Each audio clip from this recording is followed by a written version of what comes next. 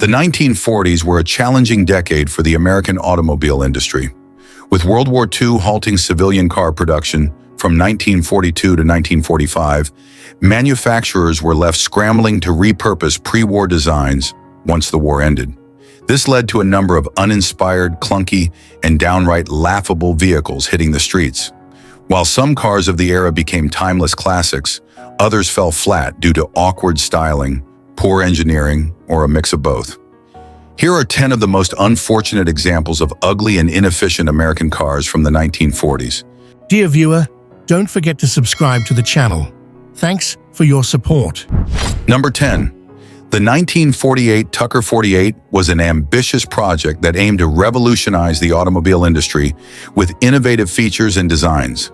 However, despite its groundbreaking concepts, the car became infamous for its engineering problems and quirky design elements, ultimately leading to its limited production and reputation as a failed experiment. One of the most distinctive and ridiculed features of the Tucker 48 was its third headlight, known as the Cyclops Eye. Positioned in the center of the car, this light turned with the steering wheel, meant to illuminate corners when turning, but instead it gave the car a bizarre, unbalanced appearance. Many critics joked that it looked like a cyclops, undermining the car's intended futuristic look and making it an easy target for mockery. The Tucker 48 was packed with innovative features, including a rear-engine design, a safety chassis, and a revolutionary ventilation system. Unfortunately, many of these features were poorly executed, leading to a host of mechanical problems. The engine, a Tucker 6 Flat 6, had a reputation for being underpowered and plagued by reliability issues. Designed by Preston Tucker, the car faced immense challenges in production due to its complexity and the company's limited resources. The factory struggled to deliver on its promises, and production delays became common, causing frustrations for potential buyers. Only 51 units were produced before the company went bankrupt, leading many to view the Tucker 48 as a car that never reached its full potential. While the Tucker 48 boasted safety features such as a padded dashboard and a strong chassis, many of these innovations were seen as gimmicks rather than practical solutions.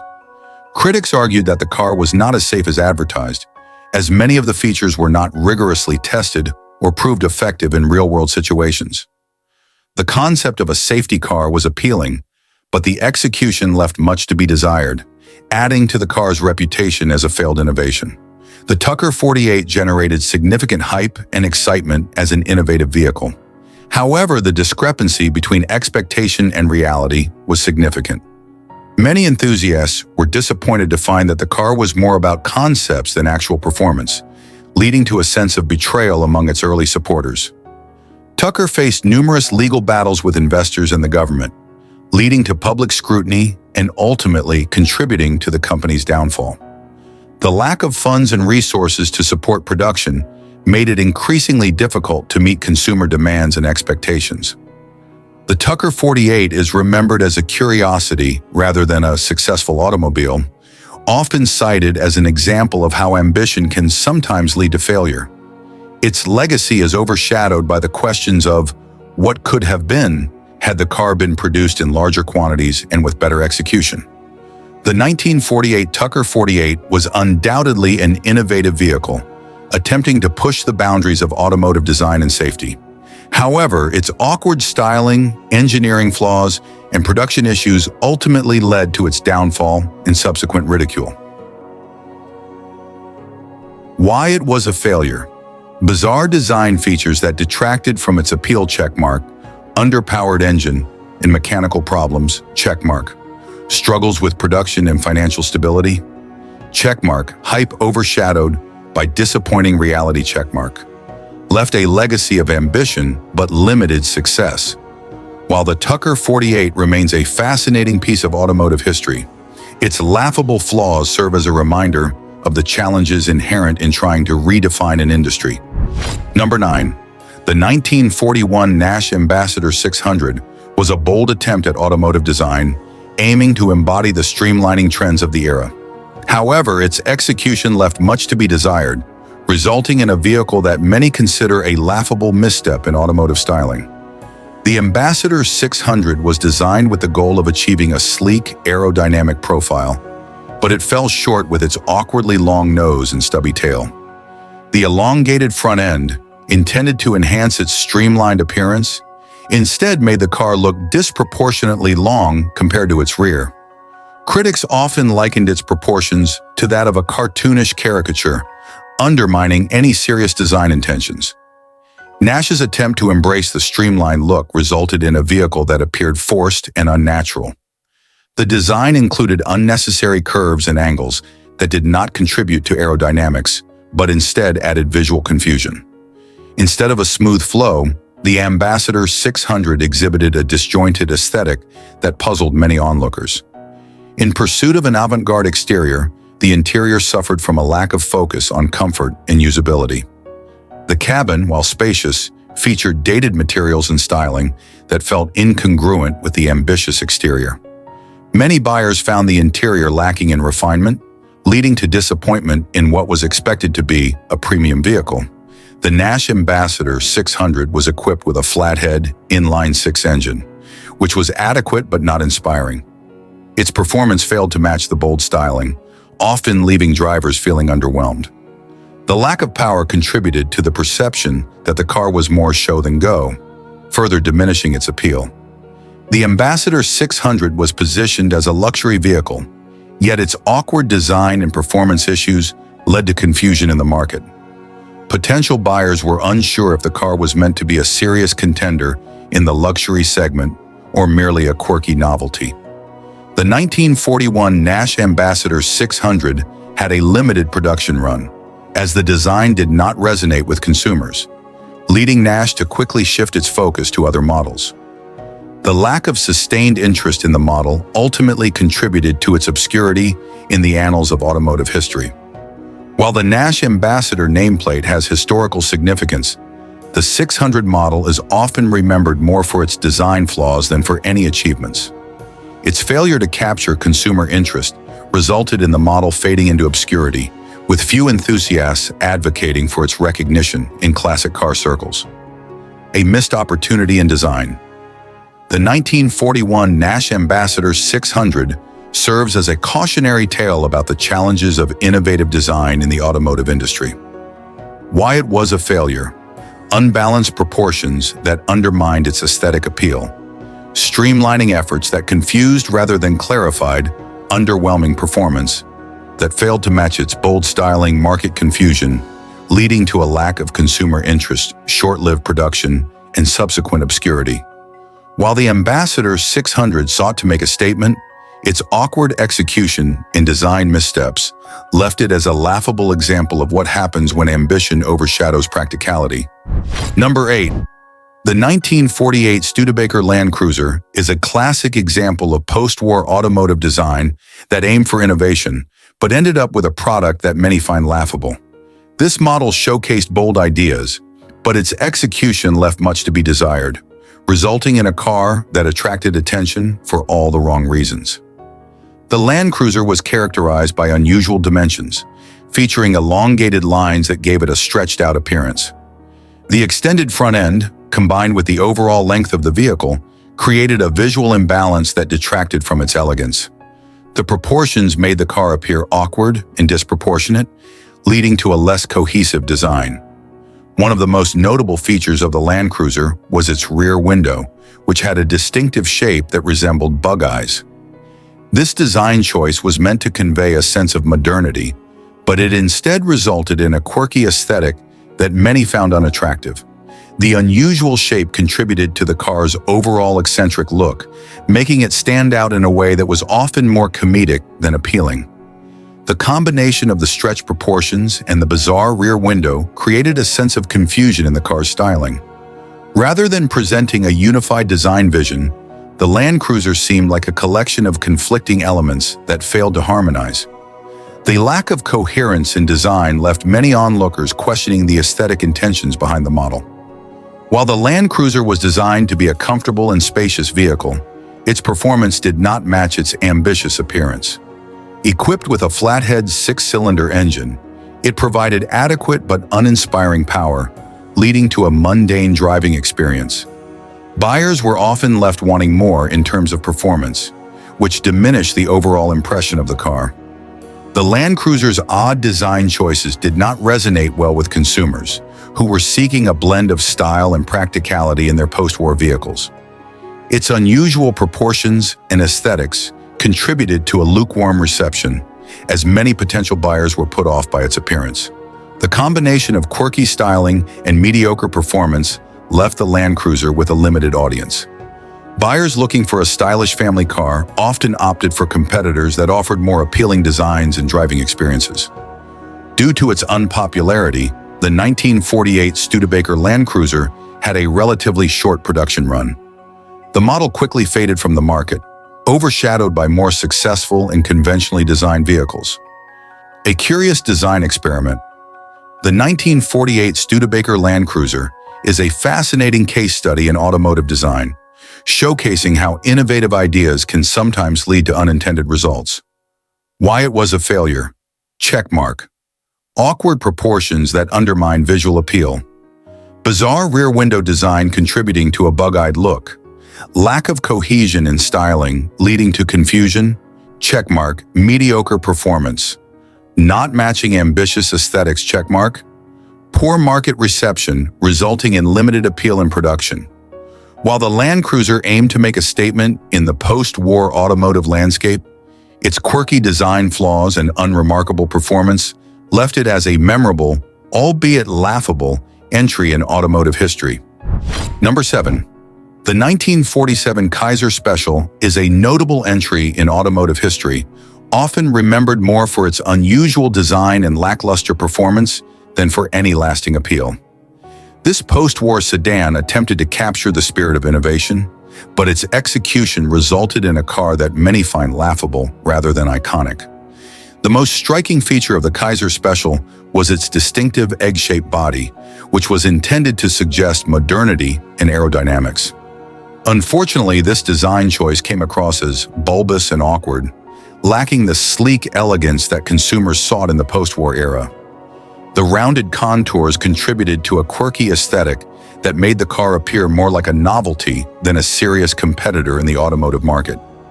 The egg-shaped design, while innovative, resulted in compromised interior space and practicality.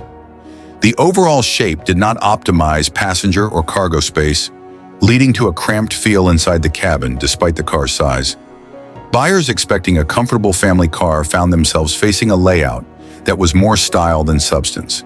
The Kaiser Special was equipped with a flathead 6-cylinder engine that delivered unremarkable power and performance. Acceleration was sluggish, and handling was not particularly responsive, which made for a less than thrilling driving experience. Consumers looking for performance and excitement found the Kaiser Special to be forgettable and underwhelming compared to its competitors. The design aimed to break away from traditional aesthetics, but instead led to a confusing visual identity. The rounded shape and peculiar proportions left many questioning the car's intended image. Was it meant to be sporty, practical, or luxurious? This lack of a clear identity made it difficult for the Kaiser Special to resonate with potential buyers. The Kaiser Special struggled to find an audience in a market filled with more traditionally designed and performing vehicles. The car's odd styling and practical shortcomings contributed to a poor reception among consumers who preferred conventional designs. In a time when American car buyers were increasingly leaning toward performance and style, the Kaiser Special fell short of expectations. Competitors such as Ford, Chevrolet, and Chrysler offered cars with more appealing designs and better performance, overshadowing the Kaiser Special. Due to lackluster sales, the Kaiser Special had a relatively short production lifespan, disappearing from the market before it could make a significant impact. Its novelty factor faded quickly as consumers turned to more practical and stylish options. An innovative idea gone wrong. The 1947 Kaiser Special serves as an interesting example of how bold design choices can sometimes miss the mark. Why it was a failure. Egg-shaped design lacking elegance and practicality. Compromised interior space and functionality. Checkmark. Mediocre performance failing to impress buyers. Checkmark. Confusing visual identity resulting in market confusion. Checkmark. Poor reception leading to a short production run, while the Kaiser Special aimed to innovate in a post-war automotive landscape, its quirky design and lack of substance left it as a laughable entry that many have since forgotten. Number 6. The 1941 Buick Super Sedanette stands out in automotive history for its ambitious design, which, while attempting to showcase luxury and style, resulted in a vehicle that many consider laughable. Its excessive styling elements and unusual proportions led to mixed reactions from consumers and critics alike. The Buick Super Sedanette featured a massive, overstyled body that aimed to convey a sense of grandeur and sophistication. However, the design included exaggerated curves, chrome accents, and intricate details that made it appear more gaudy than elegant. The overall aesthetic was a departure from the more restrained styling of the time, making it look somewhat theatrical and less appealing to practical buyers. One of the most notable design features of the Sedanette was its oddly sloped rear end, which contributed to a strange silhouette. This sloping rear gave the car a melting appearance, with many observers likening it to a caricature rather than a serious automobile. The unusual shape compromised the vehicle's proportions, leading to a visual imbalance that detracted from its overall appeal. The focus on dramatic styling came at the expense of practicality. The sloped rear design limited trunk space and made it less functional for everyday use, especially for families and those needing cargo capacity. This lack of practicality rendered the car less desirable, particularly in a market where utility was still a key consideration. Although the Buick Super Sedanette was equipped with a powerful engine for its time, the heavy and bulky design affected its performance. The car's weight and aerodynamics contributed to less than ideal handling and acceleration, making it feel sluggish on the road. Buyers looking for a luxurious experience often found the performance disappointing compared to competitors. The Buick Super Sedanette struggled to find a strong market presence due to its divisive styling. Consumers were polarized. While some appreciated the bold design, many found it unappealing and impractical, leading to a lukewarm reception. The early 1940s saw the rise of cars with more streamlined and functional designs, which appealed to buyers seeking elegance without excess. Competitors like Cadillac and Lincoln offered vehicles that balanced style and practicality, overshadowing the Super Sedanette. The over-the-top design elements of the Super Sedanette led to questions about Buick's direction and brand identity. The car's appearance did not align with the expectations of a luxury automobile, which could have damaged the brand's reputation for quality and performance. An ambitious design misstep. The 1941 Buick Super Sedanette serves as a prime example of how ambitious design can sometimes backfire. Why it was a failure. Overstyled body that appeared gaudy rather than elegant. Oddly sloped rear end that compromised proportions. Limited functionality with less trunk space check. Sluggish performance due to weight and design check. Divisive market reception leading to reduced desirability. While it aimed to be a standout luxury vehicle, the Buick Super Sedanette ultimately became a symbol of overindulgence, leaving it as a laughable entry in the annals of automotive history. Number 5. The 1947 Frazer Manhattan attempted to capture the essence of post-war luxury, but ended up becoming a laughable entry in the automotive landscape. Its bloated proportions, excessive chrome detailing, and overall lack of refinement left it struggling to impress consumers. The Frazer Manhattan featured a boxy silhouette that deviated significantly from the more streamlined and elegant designs popular in the late 1940s. Its bloated appearance gave the car an unrefined look, making it seem more like a clumsy, oversized box than a sophisticated luxury vehicle. The proportions of the Manhattan felt awkward, with a high roofline and short hood that created an unbalanced aesthetic. In an era when chrome was often used to convey luxury and style, the Frazer Manhattan took it to an extreme. The car was adorned with excessive chrome trim, including over-the-top bumpers, grille embellishments, and side accents that overwhelmed the design. This excessive use of chrome contributed to a gaudy appearance, making the Manhattan look more like a showpiece than a serious automobile. Unlike other luxury cars of the time that boasted unique design elements, the Frazer Manhattan lacked any signature characteristics that would set it apart. The overall design felt generic and uninspired, failing to capture the imagination of buyers who were looking for something special in a post-war luxury vehicle. The car offered no real innovations or standout features, leading to a sense of mediocrity. Despite its attempts to position itself as a luxury car, the Frazer Manhattan struggled with performance. Its engines were underwhelming compared to competitors, leaving it feeling sluggish on the road. The handling was less refined, with a heavy steering feel and less responsiveness, making for an unsatisfactory driving experience.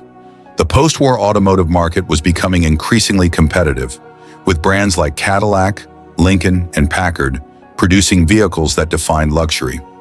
The Frazer Manhattan could not compete with these established brands, which offered superior styling, performance, and features. Frazer struggled with its identity in the luxury segment.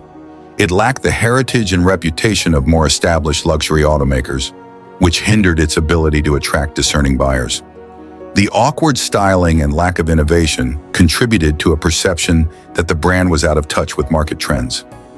The combination of bloated design, excessive chrome, and lackluster performance led to disappointing sales figures. Many consumers were quick to dismiss the Frazer Manhattan as an unworthy competitor in the luxury market, contributing to its eventual discontinuation. A laughable luxury misstep. The 1947 Frazer Manhattan exemplifies how a car can fall short of its luxury aspirations due to misguided design choices and a lack of distinctive character.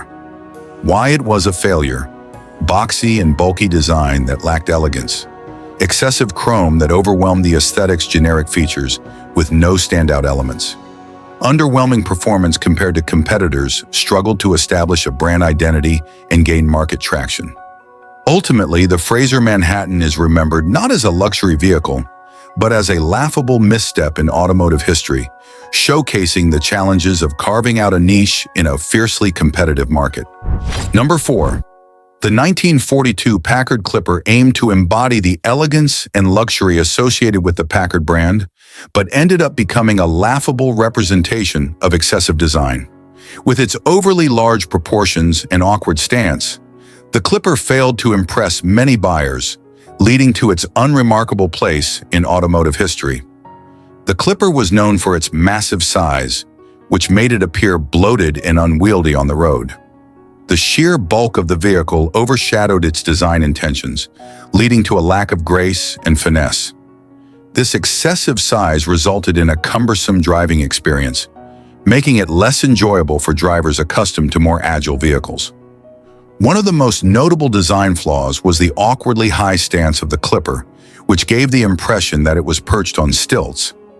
This elevated appearance detracted from the car's overall aesthetic, making it look top-heavy and unbalanced.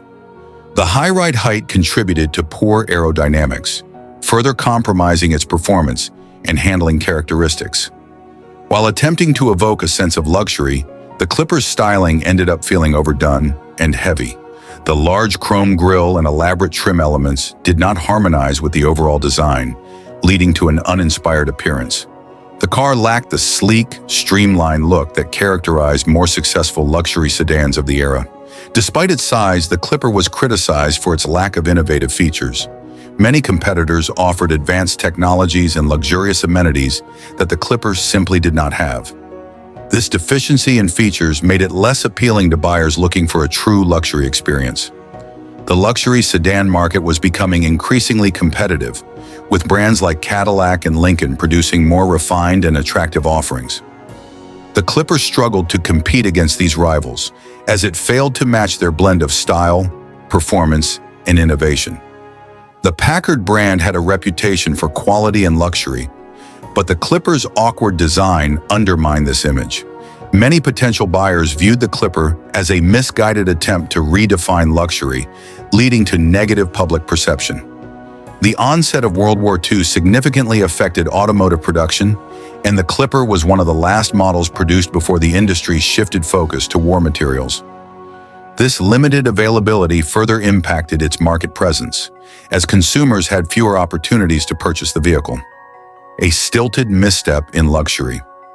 The 1942 Packard Clipper serves as a reminder of how even established luxury brands can stumble when attempting to innovate. Why it was a failure. overly large dimensions that lacked grace, awkward high stance that appeared top-heavy, heavy styling that felt overdone and uninspired. Limited features compared to competitors struggled to maintain brand prestige in a competitive market. Ultimately, the Packard Clipper is remembered as a laughable misstep in automotive history, showcasing the challenges of creating a luxury vehicle that resonates with consumers in a changing market. Number 3, the 1946 Dodge Deluxe was a carryover from the pre-war automotive designs, and it entered the market at a time when consumers were craving modernity and innovation. However, its appearance and engineering fell short of these expectations, leading to its laughable reputation. The Dodge Deluxe retained much of its pre-war styling, which made it look stale and outdated compared to its contemporaries. Consumers in the post-war era were looking for fresh designs and new features, and the Dodge Deluxe simply did not deliver. The tall, upright grille was a signature of earlier automotive styles, but appeared out of place in the mid-1940s. This design choice contributed to a bulky and unrefined look, making the car seem less appealing compared to competitors with more modern, streamlined front-end designs. The Dodge Deluxe featured a heavy and ponderous body, which added to its outdated appearance. This bulkiness not only detracted from its aesthetics, but also impacted performance, making it feel sluggish and cumbersome on the road. Despite the advancements in automotive technology during the war years, the Dodge Deluxe came with few modern features. Buyers were left wanting more in terms of comfort, convenience, and performance enhancements, leading to disappointment among consumers. The automotive market was rapidly evolving, with brands like Chevrolet and Ford introducing more appealing designs and innovative features.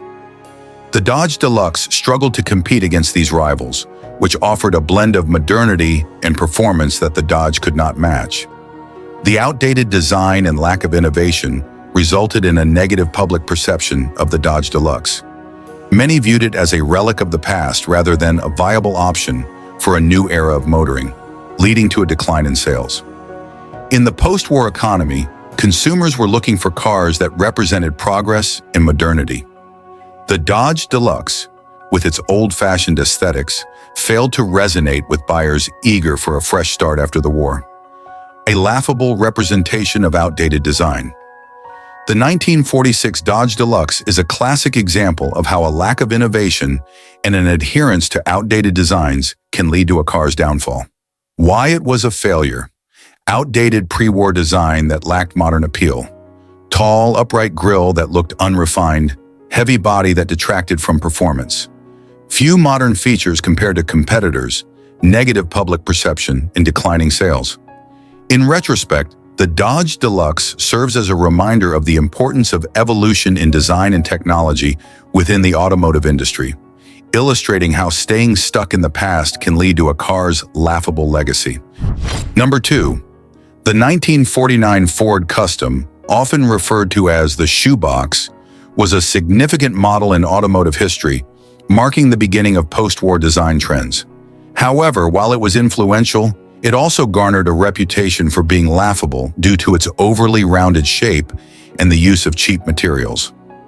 The design of the 1949 Ford Custom featured a distinctly rounded body that aimed to represent modernity and aerodynamics.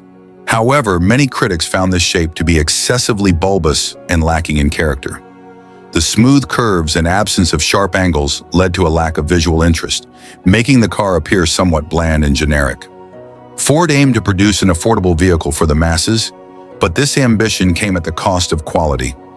The use of cheap materials throughout the interior and exterior made the car feel less substantial, leading to perceptions of it being a budget option rather than a well-crafted automobile. The Ford Custom's performance was also underwhelming compared to its competitors.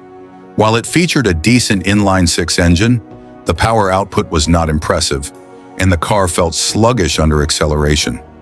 This lack of performance further contributed to the perception that the Custom was more of a commuter vehicle than an exciting drive. During the late 1940s, other manufacturers were pushing boundaries with more daring designs. The Ford Custom's rounded shape in conservative styling stood in stark contrast to the more aggressive and angular designs of cars from other brands.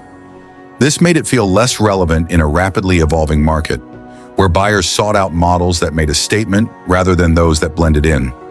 Despite its historical significance as a post-war design, the general public's reception of the Ford Custom was mixed. While some appreciated its role in introducing modern design elements, many were left unimpressed by its lackluster execution. The perception of the car as a low-cost option contributed to its reputation as being more about utility than enjoyment. The 1949 Ford Custom is often remembered with a mix of nostalgia and disappointment. While it paved the way for future designs, its own shortcomings in execution made it feel like a stepping stone rather than a landmark model in its own right.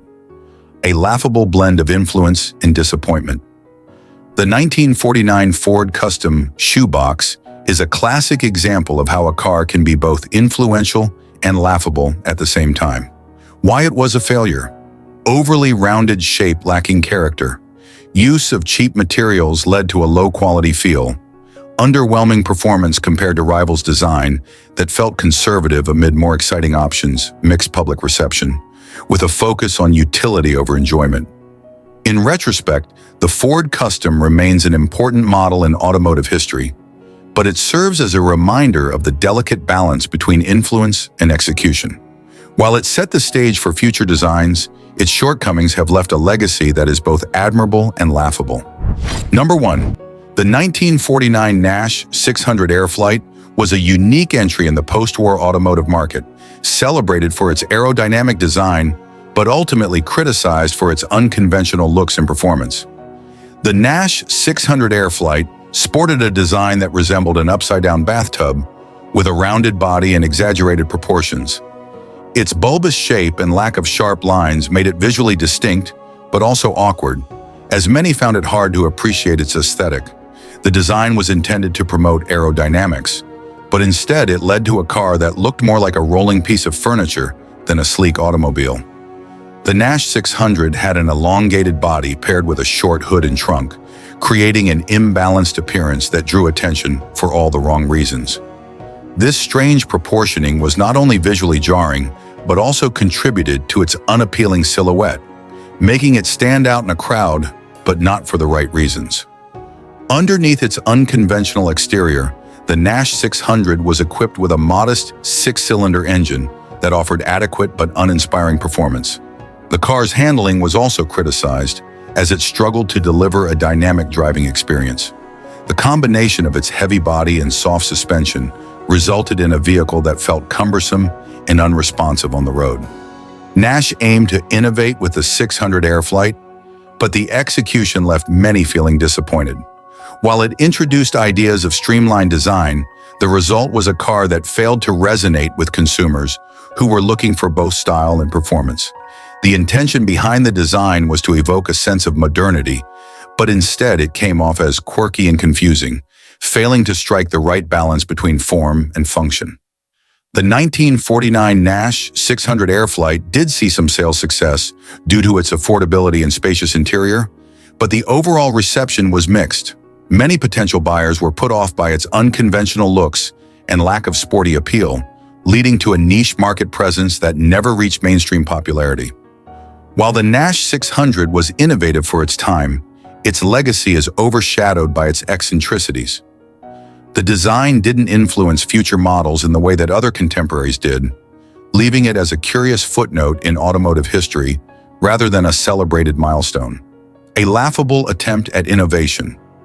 The 1949 Nash 600 Airflyte serves as a fascinating case study in automotive design, illustrating the challenges of innovation when style and performance don't align.